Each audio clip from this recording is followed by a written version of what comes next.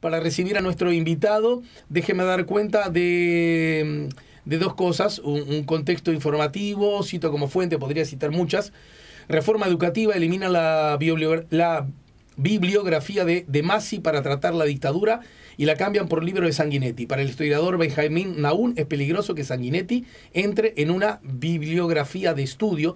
Esto lo dice El Observador. La Administración Nacional de Educación Pública elaboró más de 100 programas de estudios nuevos, incluyendo aquellos asociados a talleres optativos que ahora están a consideración de los docentes. Pero hubo dos que sufrieron modificaciones entre la propuesta original del equipo técnico y aquella que desembarcó en manos de maestros y profesores tras la revisión de los consejeros del CODICEN. El programa de Historia Contemporánea y el de Educación para la Ciudadanía. El cambio más llamativo en ese sentido fue el cambio en los autores para abordar la dictadura cívico-militar. Se suprime al historiador Carlos de Masi del programa de historia, incluyendo sus libros de referencia sobre historia contemporánea en los años previos al golpe de Estado, y en su lugar se suma el libro La agonía de una democracia del expresidente Julio María Sanguinetti. Era relevante incorporar una visión de uno de los protagonistas de esta parte de la historia. Esto lo justificó ante El Observador el consejero Juan Gavito Zóboli, quien propuso agregar el libro de Sanguinetti. Agrego yo, Sanguinetti colorado, Zóboli blanco.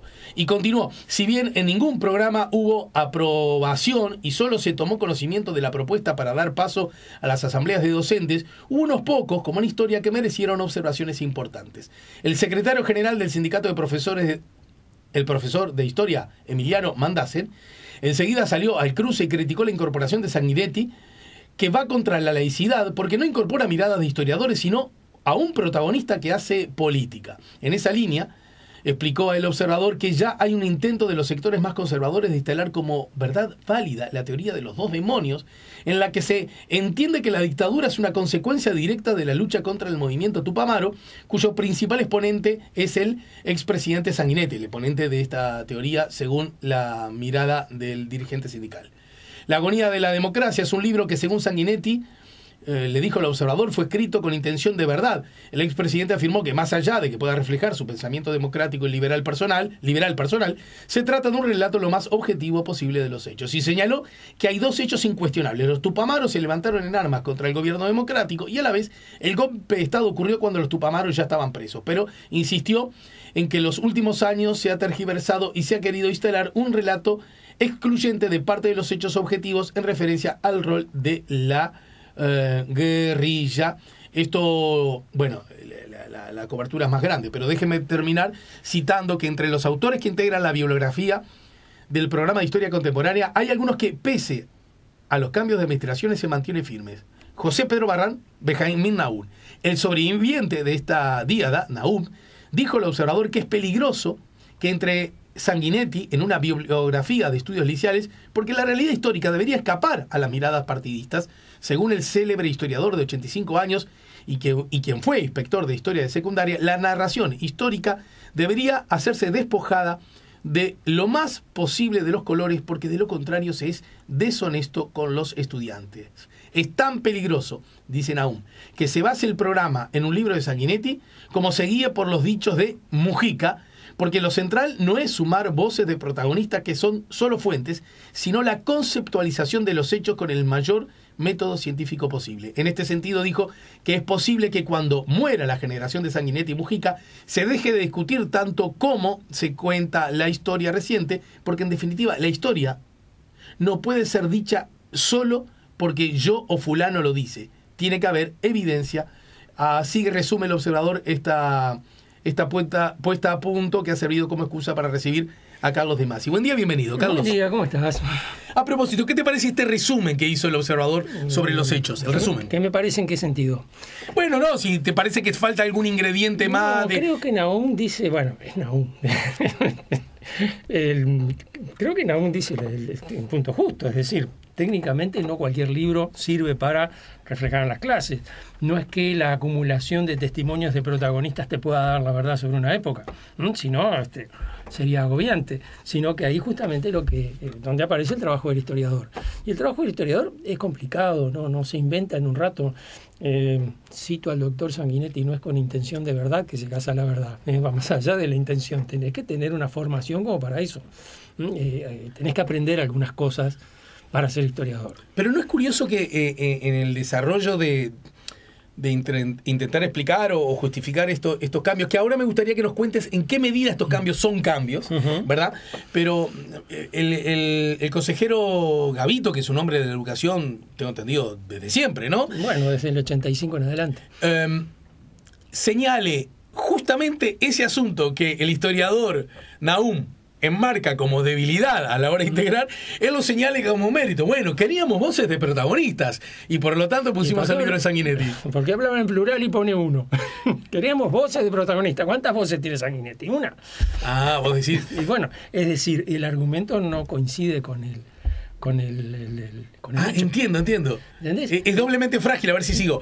Porque el argumento es cuestionado de la perspectiva científica, digamos, específicamente técnica, sí. Pero en todo caso, ya que hablas de voces, bueno, que por lo menos pone una y otra. Exacto. Por lo menos pone dos. Pero además, viste, todavía más grave porque pones una y sacas otra. Suponiendo que la voz mía fuera equivalente a la del doctor Sanguinetti, porque si hablas de equilibrar el programa, quiere decir que Sanguinetti y yo pesamos lo mismo en la balanza. ¿Cómo vas a equilibrar la balanza poniendo un peso en un platillo y sacando del otro? Deja los dos. Entonces que se equilibra, no sé si me explico. Clarísimo. Es decir, pero es demasiado claro, por eso me resulta. Es tan claro. Mira, el que batió la justa, que dijo con toda precisión, fue Gramsci. Que por supuesto murió un rato antes. Exactamente, murió en la cárcel 70, 80, 90 años antes, pero Gramsci habló de la hegemonía cultural. Y la hegemonía cultural es eso, la idea de que lo que yo pienso es la verdad y lo que piensan otros es el error. Entonces, para combatir el error e imponer la verdad, pongo lo que yo creo que es la verdad. Y para eso hago esos disparates. Es decir, si yo quiero poner la versión de Sanguinetti, ¿por qué la quiero poner? ¿Por qué me parece importante? Porque coincide con una hegemonía cultural, la idea de que las cosas fueron de determinada manera. Es fascinante lo que decís, Carlos, porque... Es medio teórico, ¿no? No, pero ¿sabés por qué? Porque si hay algo que ha aparecido en el último tiempo, incluso previo a las elecciones se había constituido una convocatoria, creo recordar, por cierto sector del Partido Nacional, a propósito de un estudio, de una convocatoria a estudios, ensayos sobre Gramsci y su incidencia en la política y en el discurso, con especial énfasis en el discurso cultural. El aspecto cultural como algo mucho más amplio que las artes, ¿no es cierto? Sí. Lo curioso es que si vos en general conversás, y mucho más si lo haces off the record, con hombres de la actividad política de lo que podríamos llamar en el Uruguay el centro derecha, y por lo tanto con cierta afinidad con el gobierno, o partícipes del gobierno, entienden que lo que ha hecho siempre, históricamente, en forma muy acertada, es la cultura del centro izquierda en el Uruguay, es, usando a Gramsci, imponer su mirada cultural sobre los hechos, entre otras cosas, con libros, ¿verdad? Con los relatos acerca de la historia. Y es interesante porque vos estás citando a Gramsci en este contexto como que los actuales gobernantes o autoridades de la educación están apelando a la lógica gramsciana para hacer valer su relato de los hechos. Sí. Pero entonces, aparentemente... ¿Cuál es el verdadero Gramsci? Eso, ahí está. Bueno, Gramsci murió en la cárcel, apresado por el fascismo. Creo que si Gramsci viera algunos de los usos que se hacen de sus ideas hoy en día, estaría preso, pero por agresión física, por agresión patada. Es decir, la hegemonía de Gramsci no es una cosa que se construya, digamos, por un profesor de historia en una clase. No es eso. La hegemonía es la hegemonía cultural de la burguesía, la clase dominante. Y la clase dominante, estamos hablando de un marxista, ¿verdad?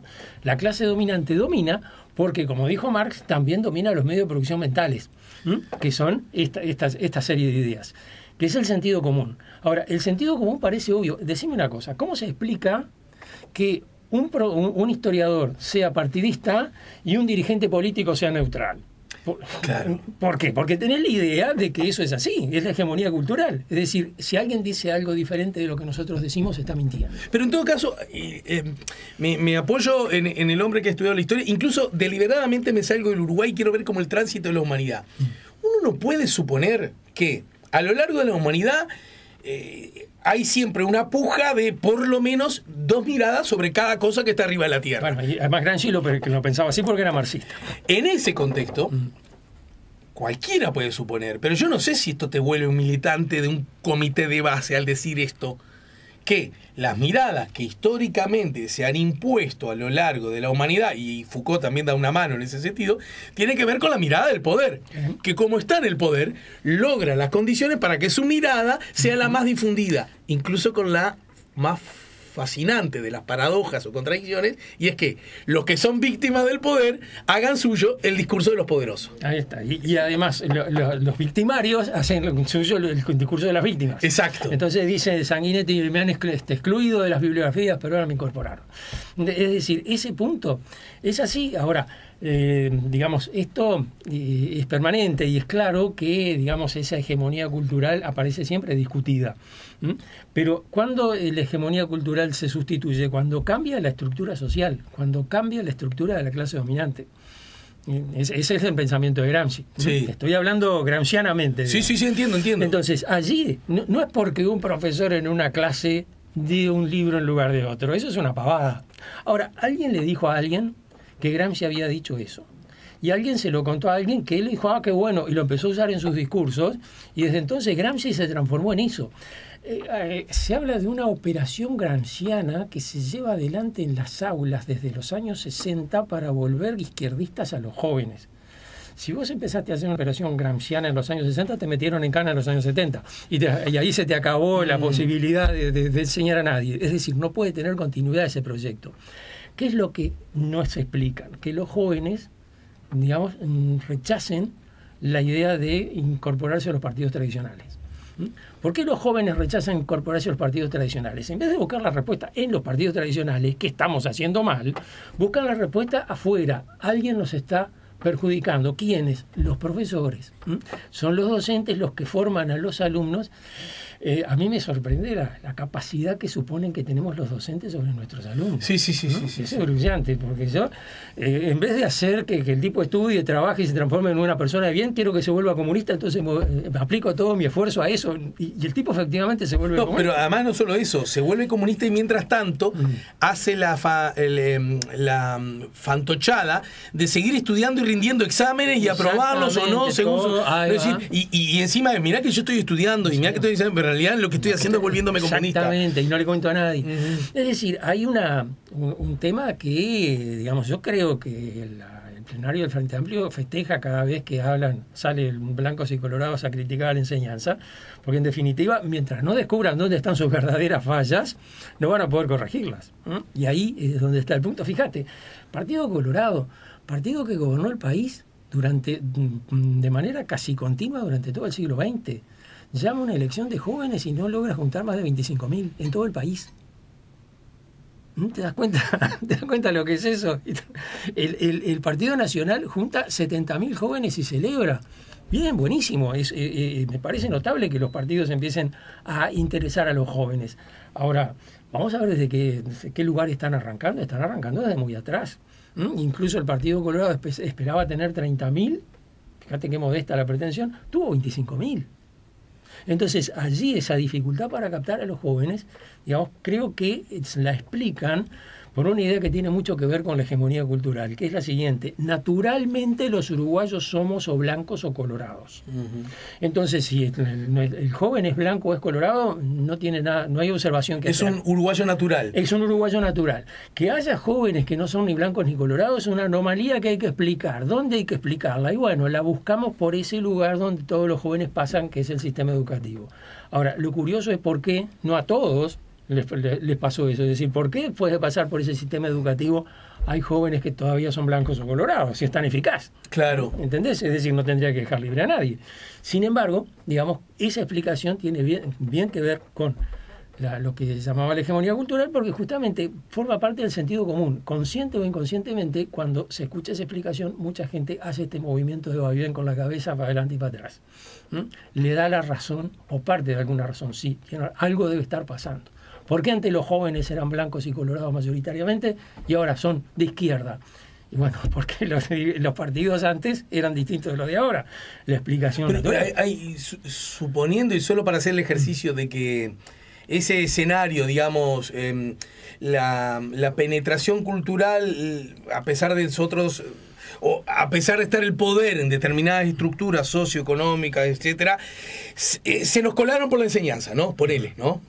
Uy, nos trajimos y de pronto en la enseñanza se nos colaron todos los que tienen una mirada alternativa a las lógicas del poder, y usando esa herramienta del intelectual marxista italiano Gramsci, bueno, lo están llevando a cabo con inusitada eficacia, ¿no? Supongamos, un ratito. Sí, estaría buenísimo. Bueno, por suerte, siguiendo esa lógica, viene el quiebre institucional que pone las cosas en su lugar y con mano de hierro destituye, o apresa, o exilia, o asesina, o desaparece, o más de una cosa, ¿verdad? A esos. Y por lo tanto, durante 10 años limpiamos la casa. Sí. Pero resulta que te pasaron esos 10 años y los que salen de ahí... Pero, a ver, estaban transcurriendo esos 10 años y se fundó ACEP. Y ACEP es justamente una organización estudiantil, como era la FEU, cuestionadora del gobierno y de toda la enseñanza que habían recibido. Fíjate que estamos hablando de ACEP. ¿Te doy algunos nombres? Sí, lo conozco porque en algunos casos fueron compañeros míos.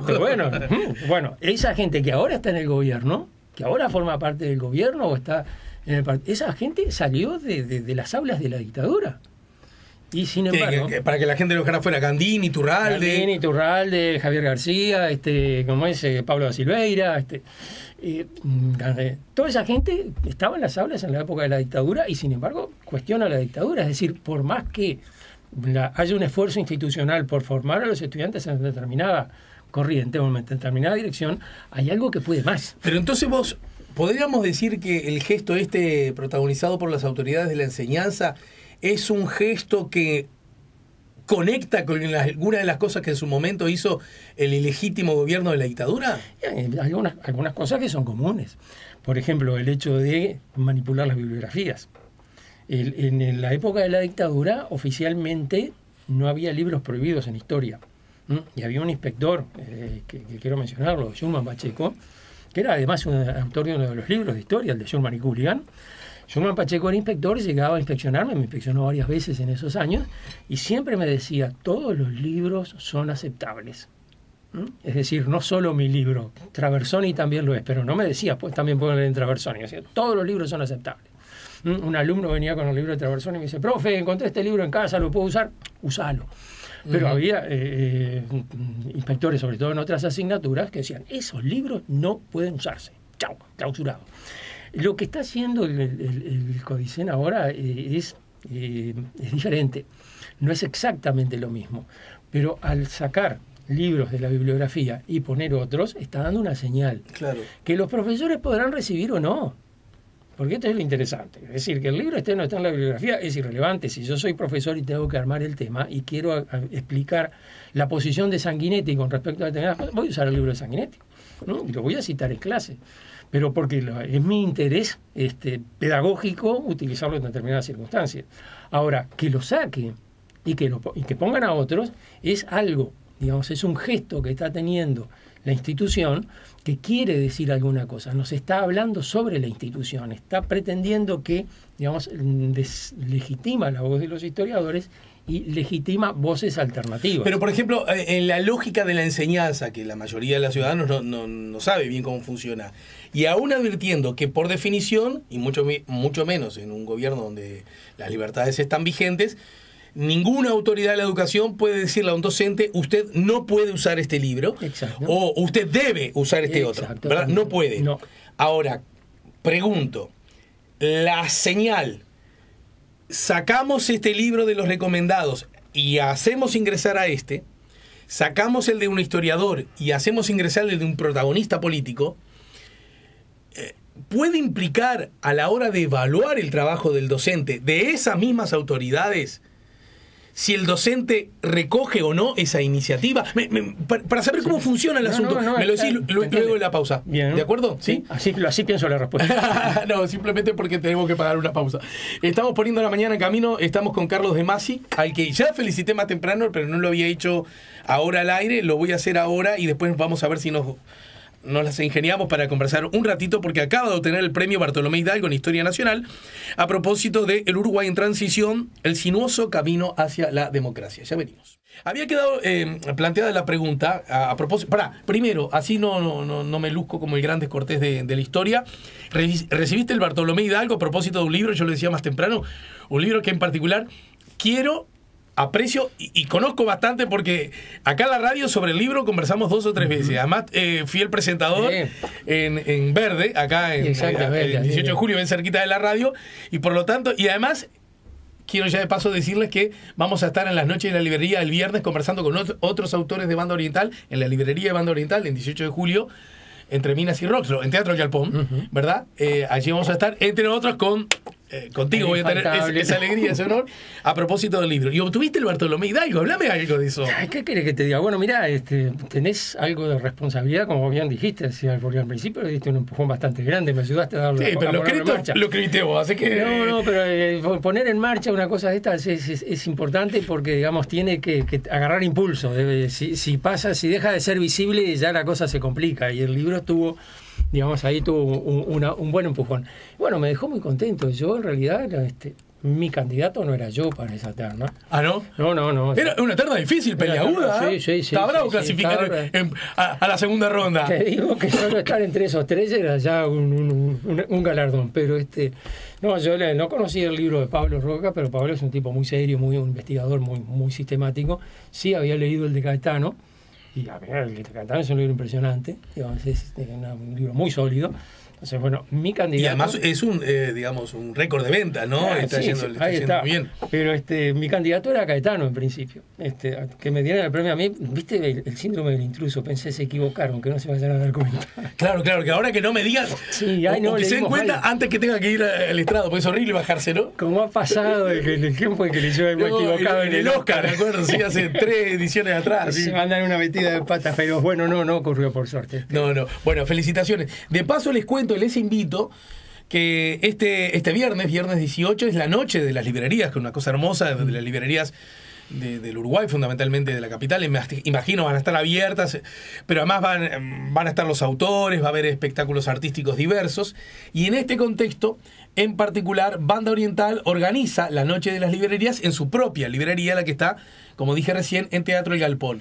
Y me han pedido a mí... Para mí es un regalo que me hacen, porque es volver a conversar con autores y sobre temas que me apasionan y admiro. Los temas me apasionan, los autores los admiro.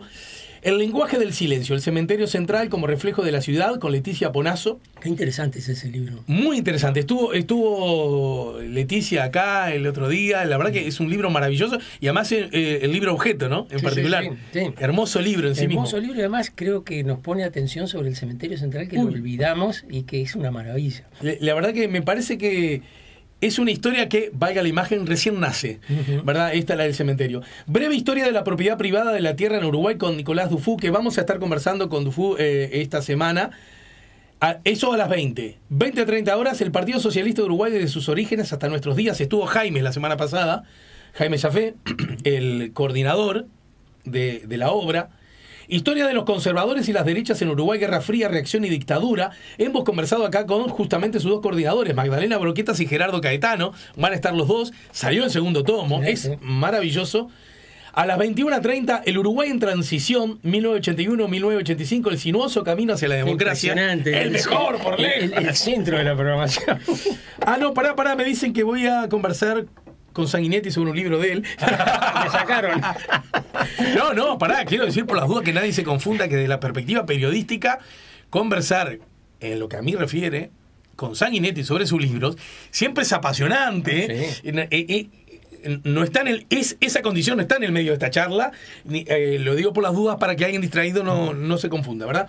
Y cerramos, porque después de tanta panzada, justamente hay que atender a la panza. Los sabores de la nación, cocina e identidad de la historia del Uruguay, con Gustavo Laborde. Bueno, esto a las 22:30 horas finaliza la música con la banda Z y Los Poderes en la librería Banda Oriental, 18 de julio, 16-18, en el hall de Teatro El Galpón. Están todas y todos convocados. ¿De acuerdo? Una pregunta que francamente no lo sé. El ganar el Bartolomé, además de alegría, prestigio y entusiasmo que provoca, ¿implica algún otro, yo qué sé, dinero No, o de eso no? No. Te ganás el premio, es decir, te dan el objeto, que una estatuilla bastante sólida. Sí, tu nieta sabe cuánto pesa, ¿no? Ah, sí, mi nieta sabe cuánto. Tengo una foto divina que ella lo está pesando y me mira así como diciendo, ¿cuánto pesa esto? El peso del abuelito. El peso del abuelo. No, sí, pero no, es simplemente eso, es decir, ya es mucho. Sí, claro, mucho, claro. Sí. Pero es solamente eso. Era de Chusmetti que quería averiguar nada. No. Bueno, volviendo al tema, estos cambios en la bibliografía de historia, que además hay una cosa que la crónica del Observador lo señala bien, es que es un proceso que, digamos, los operadores técnicos enviaron a las autoridades y las autoridades introdujeron los cambios. Sí. Que no fue desde, yo no sé si son las ATD o quiénes son, pero el cambio se produce por las autoridades y no por los docentes. No, es decir, hay más de una versión del programa, y yo creo que allí, la comisión que elaboró el programa tendría que, la primera versión tendría que poner en claro este punto, ¿no? Porque en definitiva cargan ellos con la responsabilidad. El Códice cambió algunas cosas, digamos, ahí hubo una mano que modificó cosas, y lo que se hizo público, lo que se difundió fue el programa ya transformado. Yo no sé si la bibliografía, por ejemplo, la cambió la comisión o la cambió después el Códice. No sé si sí se sabe por qué eso ha trascendido. Yo no tengo la primera versión, pero sí sé, por ejemplo, que la primera versión hablaba de cosas que después en la versión que se difundió habían desaparecido. Entendido. Ahora, quiere decir, allí hay, digamos, además de la mirada técnica, hay una mirada política. En este contexto, puede decirse, bueno, no, tranquilo, no hagamos una tormenta en un vaso de agua, porque aquí nadie está ni eliminado, ni proscripto, ni mucho menos prohibido, ¿verdad? Lo único que hemos hecho es incorporar la mirada de un protagonista a los programas de estudio para insumo de los profesores, que a propósito, los profesores en sí mismos no necesitan que les sugieran los libros para poder usarlos.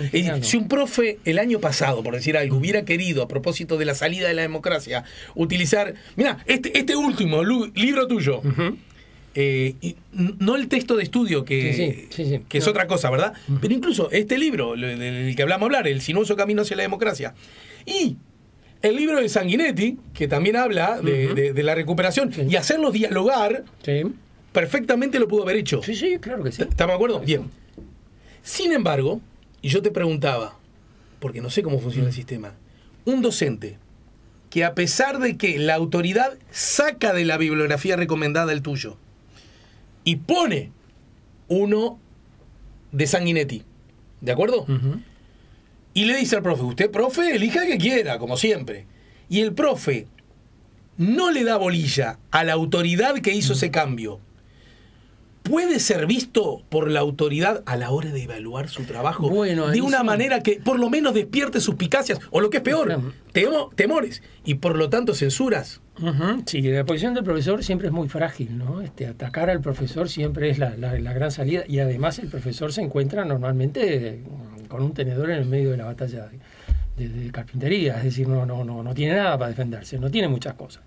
Allí son muy importantes los inspectores.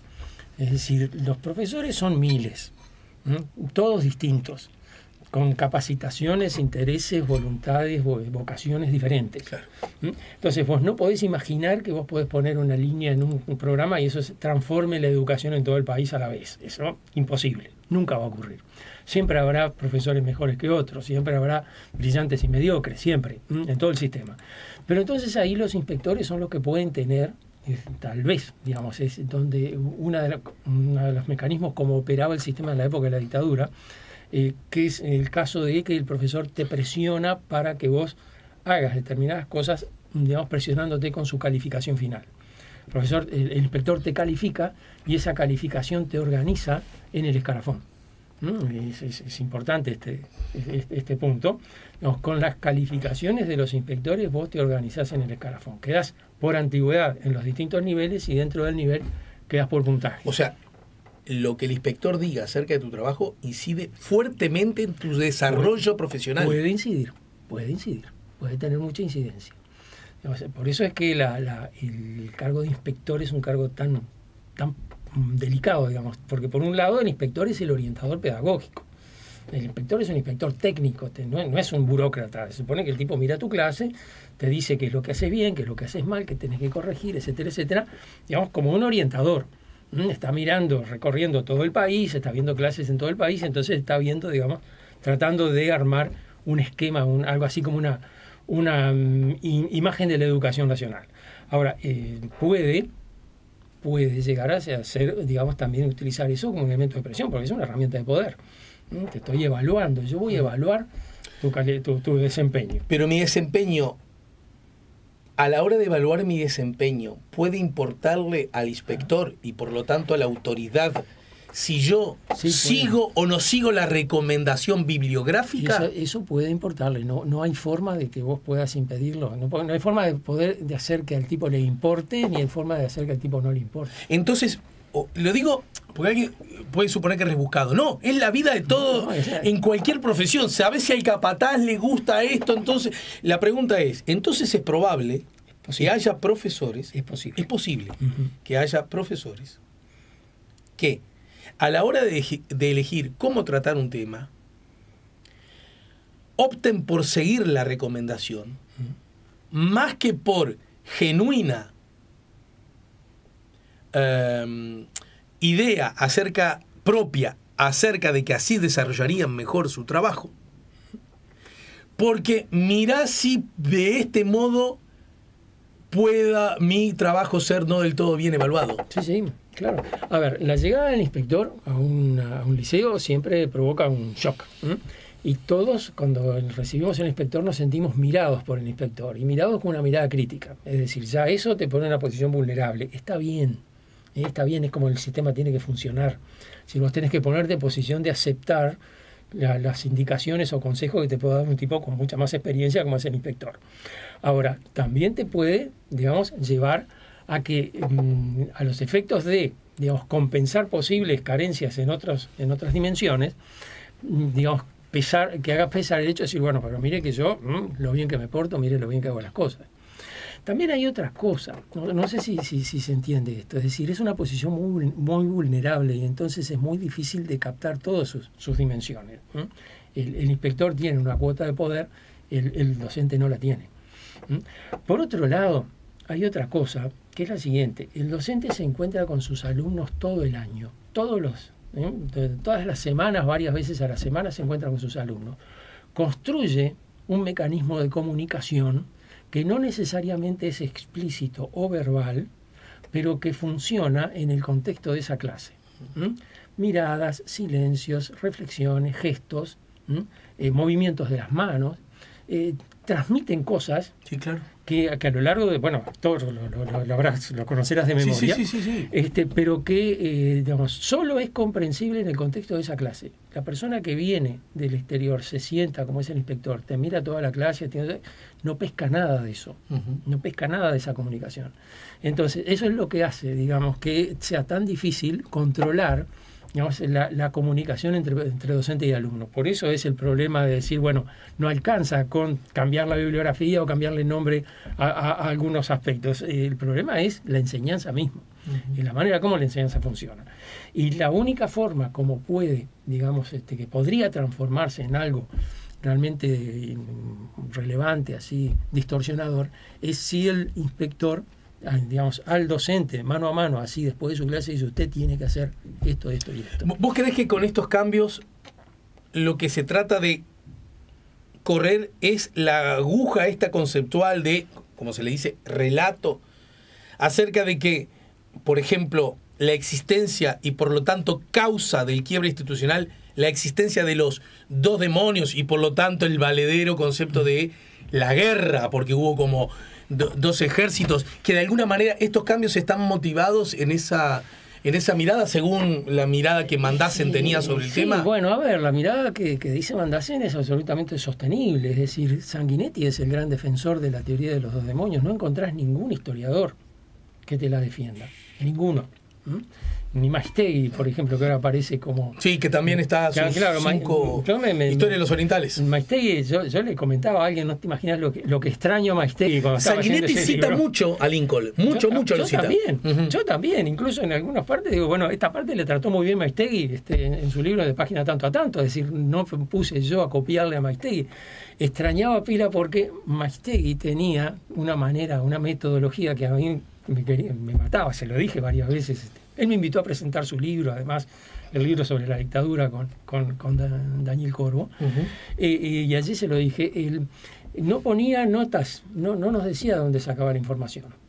Él pone mucha información en su libro, impresionante la información que tiene, muy persuasiva, con muchos visos de realidad, que a veces uno la ve y dice, sí, esto tiene que haber sido así. Ahora, ¿de dónde sacaste el dato, Lincoln? Eso no te lo pone por ningún lado. Hablando con él decía, no, lo que pasa es que yo quiero que el libro sea usado por los estudiantes y las notas distraen, distorsionan, hacen... Sí, está bien, pero el libro tiene como 600 páginas. No sea malo. Y porque estabas diciendo que ni siquiera Maistegui Casas sostiene la teoría de los dos demonios. No la sostiene. Es decir, historiadores que sostengan la teoría de los dos demonios yo no tengo. O sea que se puede decir que la teoría de los dos demonios como razón que explica el quiebre institucional, ¿no? Y en todo caso es sostenida por parte del arco político, actores políticos. Fundamentalmente por Sanguinetti, que es el que ha escrito libros sobre esto. No, pero no sé si se escribe, pero yo recuerdo, claro, lo que pasa es que no escribe, o por lo menos, escribe menos, Lacalle Herrera, el padre del actual presidente, sostener, pero incluso en estos términos, creo que lo cito textual, en Uruguay hubo dictadura porque hubo tupamaros. Si no hubiese tupamaros, no habría dictadura. Sí, además es muy temprano su adhesión a la teoría de los dos demonios, en noviembre del 84. No, quiero decir que también Lacalle Herrera en todo caso sostiene eso. Claro, ¿no? pero me refiero al hecho de que Sanguinetti es el expositor más sistemático, más prolijo, y que ha hecho más, digamos, en ese sentido. Vos no podés incorporar un libro de Lacalle si querés que se fundamente la teoría de los dos demonios, pero sí podés incorporar un libro de entendido, decías desde esa perspectiva. Desde esa perspectiva. Claro, pero yo lo que quiero decir, para que no quede nadie afuera, la teoría de los dos demonios es, en todo caso, una mirada política que una parte del sistema político, en todo caso recostado más sobre, desde ese lugar, centro-derecha, si se puede decir de algún modo, usa para explicar por qué hubo dictadura. Claro, ¿no? Es una explicación. ¿Por qué no nos sirve la teoría de los dos demonios? ¿Por qué nos parece que... ¿Por qué no la adoptamos? Porque en definitiva está allí sobre la mesa. Porque la teoría de los dos demonios, digamos, para nadie que analice con cuidado el periodo, puede ser una explicación. Vos no podés decir, bueno, los tupamaros tienen la culpa del golpe de Estado. Los tupamaros eran 2000, de los cuales no sé cuántas armas tenían, robaron las armas del Centro de Instrucción de la Marina y se llenaron de escopetas, pero yo no sé si había tantas como tupamaros había, y tupamaros no eran tantos tampoco. Es decir, hubo una guerra civil entre el ejército, 25, 27 mil efectivos, y los tupamaros, más o menos 2000 mal armados, medio desigual. Y que eso provoque el golpe de Estado. No, el golpe de Estado tiene que tener otros mecanismos que son esencialmente políticos y son los que desaparecen cuando se habla de la teoría de los dos demonios. Lo que pasa es que, claro, esos otros mecanismos, esas otras explicaciones, esas otras causas, por su propia naturaleza, por su propia existencia, generan, para decirlo menos, miradas críticas hacia los actores políticos. Es que no puede no ser así. Es decir, vos fíjate, toda la historia del Uruguay está construida en torno a la hegemonía de dos partidos, la importancia de dos partidos, blancos y colorados, compartiendo el gobierno. Todo lo que en este país se hizo son gobiernos, son hechos por gobiernos que son o blancos o colorados. El vallismo, el neovallismo, la democratización política, todo eso. Ahora, justo tuvieron un apagón en 1973, fue el momento de la historia en el cual los partidos estaban distraídos o estaban tan debilitados. Claro. ¿Te das cuenta? Es decir, no podés no explicar el golpe de Estado si no hacer referencia a lo que estaba ocurriendo con los partidos políticos desde los años 60. Y allí, Digamos, cuando vos utilizás la teoría de los dos demonios, eso desaparece. Murió Luis Valle, murió Herrera, murió Fernández Crespo, murió Barrio Zamorín, murió Nardone. Eso devastó a los partidos políticos. Crear nuevos liderazgos les llevó toda la segunda mitad de la década del 60. Y en esa construcción de liderazgo aparecieron muchas cosas, digamos que muchos problemas que se resolvían en base a golpes de autoridad. Pacheco gobernó en base a golpes de autoridad. Era presidente y tomaba resoluciones con el marco de la media fronta de seguridad. Desde allí en adelante, digamos, los tupamaros aparecen como un factor a partir de 1968-69 y terminan en 1972. En ese ciclo hay más o menos 2.000 personas, supongamos, suponiendo que todos los que aparecen como tupamaros lo fueran, más o menos 2.000 personas que están en conflicto con la autoridad. ¿Cuántos serían los integrantes de la ETA en su momento de máximo esplendor? Serían más o menos 2.000, más de 2.000, ponele la cifra que sea. El gobierno español nunca los consideró una guerrilla, nunca los consideró un desafiante del poder y siempre los consideró delincuentes comunes. Y si recordás, cada vez que un periodista español hablaba de la ETA, siempre decía la banda armada ETA. Nunca decía la guerrilla separatista, el movimiento autonomista. No, la banda armada. Está la famosa frase, la banda terrorista Aznar, usándola como explicación al atentado del 11M, que curiosamente le costó la elección. Es decir, facilitó el triunfo del PSOE, que no estaba previsto, ¿no? Que no estaba en ninguna encuesta. No, lo digo porque en definitiva se demostró que la banda terrorista no había tenido que ver con esos atentados.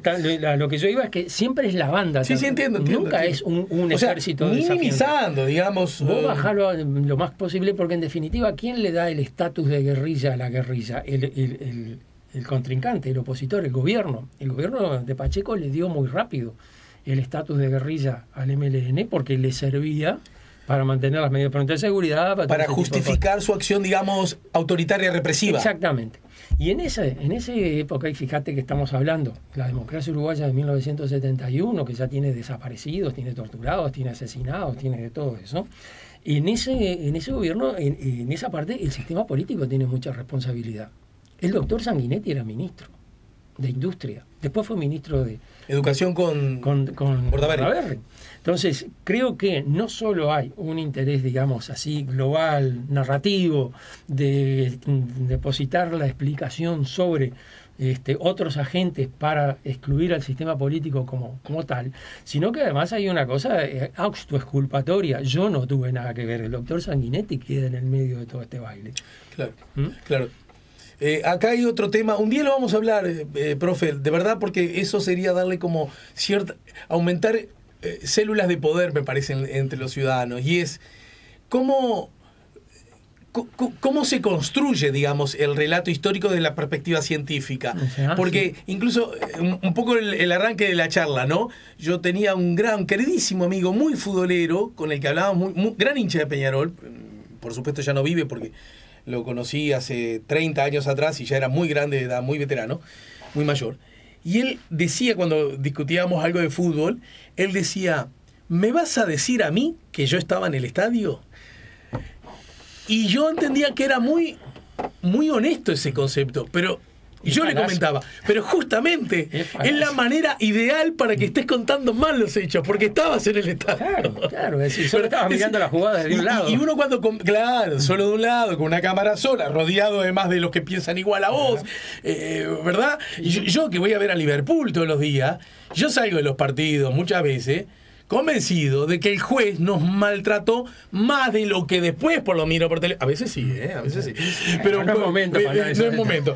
Cuando lo miro por tele digo, bueno, pudo haber sido visto como. ¿Pero por qué? Yo lo decía honestamente, vos cobraste mal. ¿Por qué? Y porque lo mirabas de un lado solo, estaba rodeado de los míos y nos retroalimentamos en la. ¿No? Es un asunto que parece muy naif, muy ingenuo. No, pero a ver, esto se ha llamado la era del testigo. El que puede decir yo estuve ahí es el que termina imponiendo su verdad, independientemente de cualquier otra condición. No, las cosas no fueron así en el gobierno de Pacheco, yo estuve ahí. Claro. ¿Qué quiere decir yo estuve ahí? Y lo que no significa, por las dudas, para que nadie se distraiga o se confunda, que no sean valiosos los testimonios, pero justamente su condición de tales, ¿no? Y ahí está, son valiosos, pero no en su condición de verdad, sino en su condición de testimonio. Exacto. Es decir, el testimonio te puede transmitir climas, contextos, situaciones, perspectivas que no quedan en el papel y que en la época eran activas. En aquella época muchos creíamos tal cosa o tal otra. Eso, digamos, es el valor del testigo. Bien cuando te dice, bueno, hacíamos determinadas cosas y vos te das cuenta, hay determinada idea que está dirigiendo esto y que no aparece explícita. Exacto. En ese sentido los testigos son bárbaros. Te dan pistas, además te dicen, bueno, hubo una reunión con fulano y mengano, bueno, buscá a ver si encontrás esa reunión por algún lado. ¿Viste? No alcanza con que el testigo te la diga, pero el testigo por algo te la dice.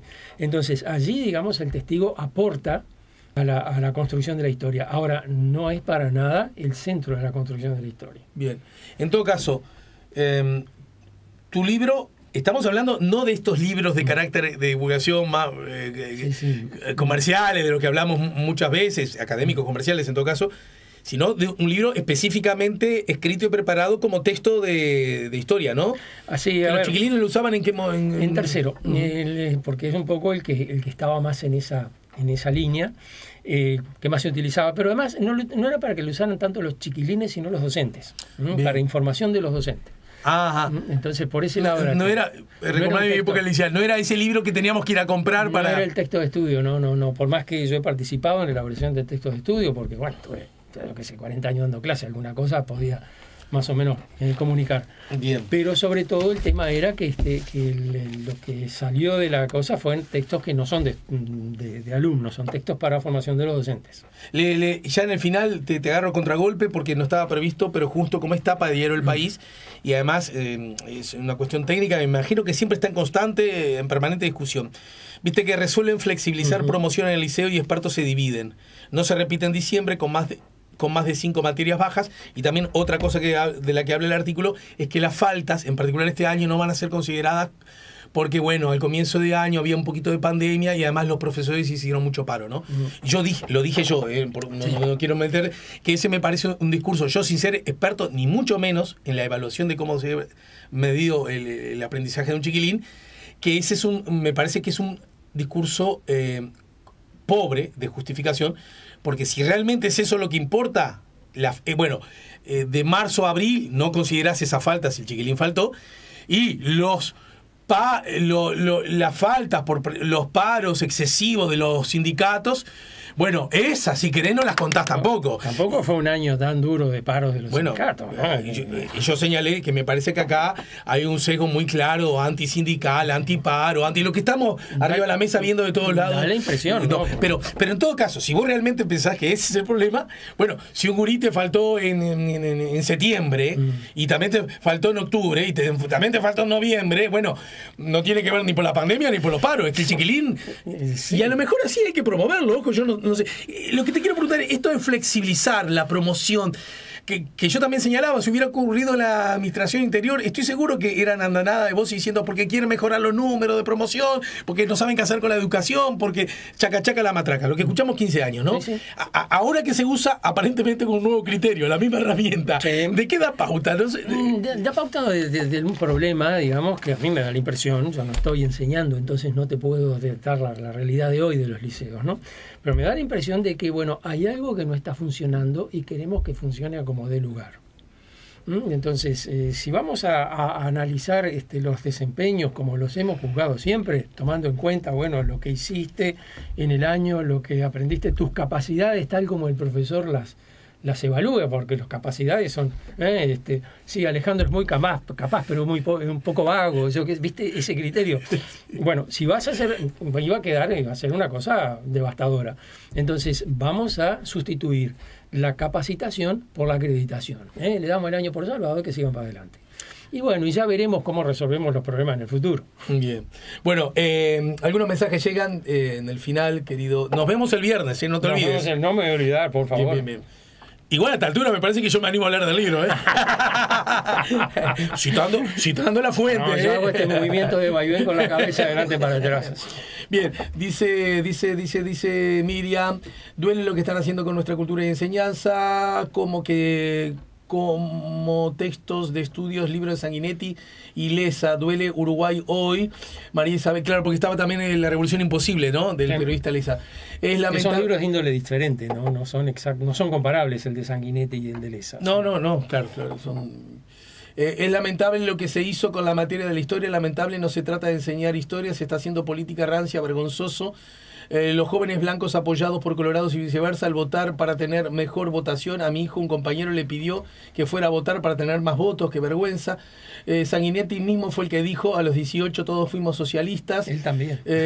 Sí, que todos fuimos, sí. Me parece que Cristina agrega clarísimo y brillante de Massi.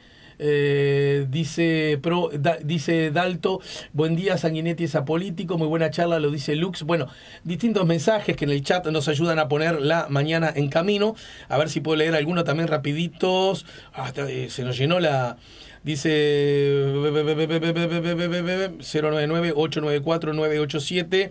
¿Cómo dialoga esto con el cambio en la noción de libertad de cátedra que introdujo la LUC? Lo dice Adriana, parecería que va en la misma dirección.